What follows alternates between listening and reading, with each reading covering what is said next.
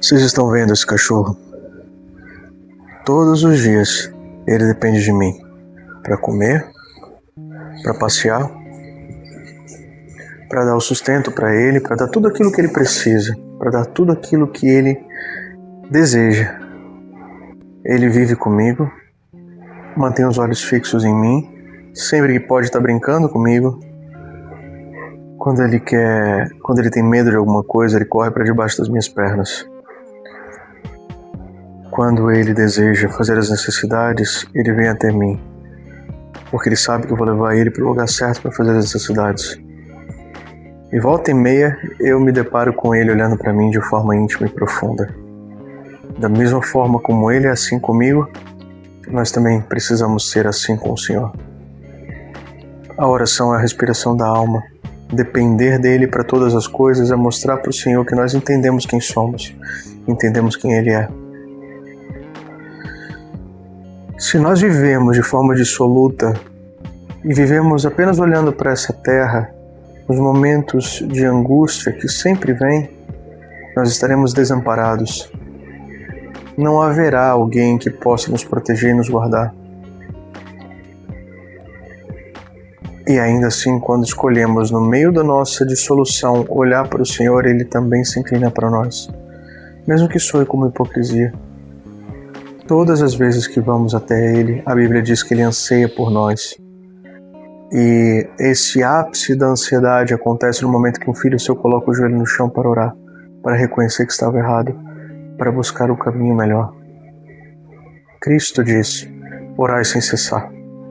Orar sem cessar significa o tempo todo estar buscando ao Senhor, reconhecer que dependemos dEle. Nós vamos ver no encerramento da nossa lição a história também de Moisés, que Moisés foi um tipo de Cristo, onde ele intercedeu pelo povo de Israel, onde ele literalmente se colocou entre Deus e Israel, onde quando Deus estava irado com o povo, porque o povo estava transgredindo e pecando, Moisés disse: se você não perdoar esse povo, risca o meu nome do teu livro. Então, da mesma forma, nós devemos interceder uns pelos outros.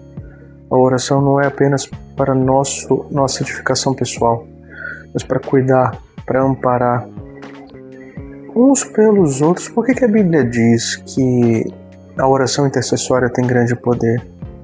Porque Deus respeita o livre-arbítrio.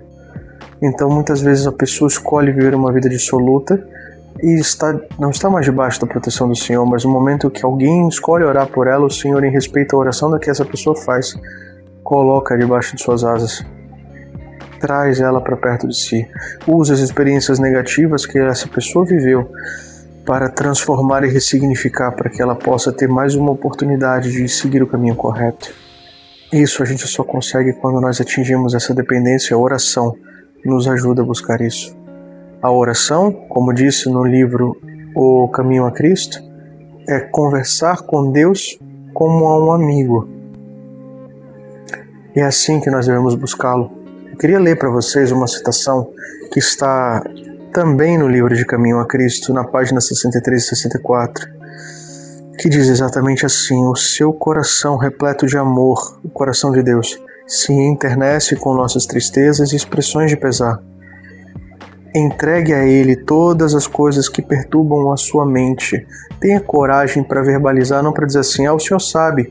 Deus não perdoa pecados por atacado. A gente diz: perdoa os meus pecados. Não, cite nominalmente cada um dos seus pecados. Tenha coragem de dizer quem você foi, o que você fez. Porque só assim Ele pode transformar você em quem você quer ser. Então abra a boca e comece a falar. Fale em voz alta para que Ele possa escutar. Não porque Ele não possa ouvir seus pensamentos, mas porque dessa forma você não se distrai. Nada é grande demais para Ele suportar, é o que diz a continuidade do texto, pois é Ele quem mantém os mundos e governa o universo. Nada daquilo que de alguma forma diz respeito à nossa paz é pequeno demais para que Ele perceba. Por mais que a gente não seja nada no universo, Ele se importa conosco. Não há um só capítulo de nossa existência que seja escuro demais para Ele ler, nem dificuldade alguma tão complicada para Ele responder, para Ele resolver. Nenhuma calamidade poderá sobrevir ao mais humilde de seus filhos. Ansiedade alguma lhe perturba a alma, nenhuma alegria que possa ter, nenhuma oração sincera que lhe escape os lábios sem que seja observada pelo Pai Celestial. Você que lhe desperte imediato interesse. Preste atenção nesse último verso. As relações entre Deus e cada pessoa são tão particulares e plenas que é como se não houvesse nenhuma outra por quem tivesse dado o seu Filho amado. Esse é um livro de uma teóloga que nos mostra de fato o quanto Deus se preocupa conosco. Um resumo do que a gente pode encontrar em toda a Bíblia de forma muito mais rica e mais aprofundada. No final das contas, não há nada que Deus não faça pelos seus filhos. Não há nada que Ele não possa fazer por você. Mas para isso você precisa ir a Ele, pois Ele respeita a sua decisão. E quando você vai a Ele, Ele transforma todas as coisas na sua vida. A oração é a forma que temos de nos conectar com Deus, independente de onde estivermos, de quem somos e do que tenhamos feito. Então que Ele, em nome de Jesus, transforme a vida de vocês. E aqueles que quiserem fazer parte disso, assim como eu também desejo, curvem a sua fronte e vamos orar a Deus. Santo e eterno Senhor, nos ajuda a orar, a não só aprender a orar, mas a nos dedicar de fato e de verdade ao Senhor.